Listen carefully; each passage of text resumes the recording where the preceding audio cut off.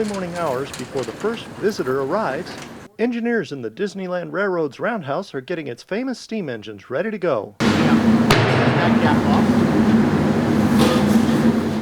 The crews in the roundhouse climb under and all over the engine and the train every day. What I'm looking for right now is just pretty much all the linkage that's going on, the bolts, looking at the wheels, just looking at all the brackets and everything that's holding it together, basically. I'm checking the brakes. If you can see in there, this is the actual firebox right here. The last thing I do is I look at the front of the cow catcher right here, and I'm looking at basically, again, the bolts, the wiring, and everything else. Taking extra care of the Disneyland Railroad's engines and cars is very important to the operating engineers. Our trains carry more people than any other trains in the world.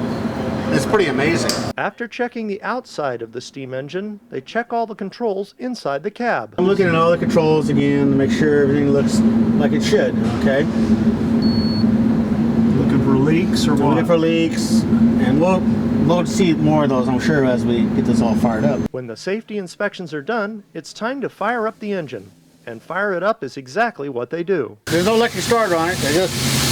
No electric starter. There's no electric starter. You just do it manually. You know, this is the way it's meant to be.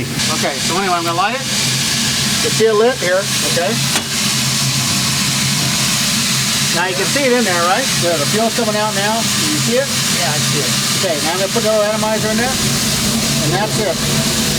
Now what I do instantly, when I light it, I shut the box immediately.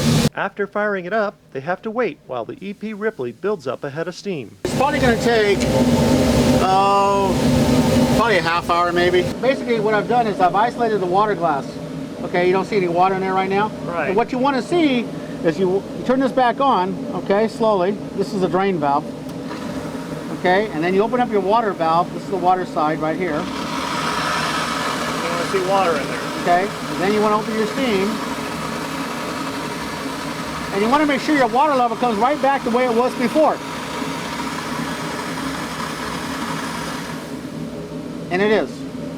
That's a good thing. That's a good thing. Because the reason why, because this is the heart of the locomotive, as I call it.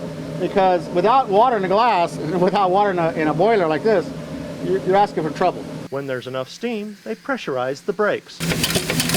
I'm listening all the time, watching you all the time. With everything checked and rechecked, the EP Ripley is sent out onto the main line, just like it was on Disneyland's opening day. This is the one that opened the park in 55, July 17th. Walt was actually at the throttle of this locomotive right here. Your attention, please. The Disneyland Limited is now leaving for a grand circle tour of the Magic Kingdom, with stops at New Orleans Square, Mickey's Toontown, and Tomorrowland. All passengers,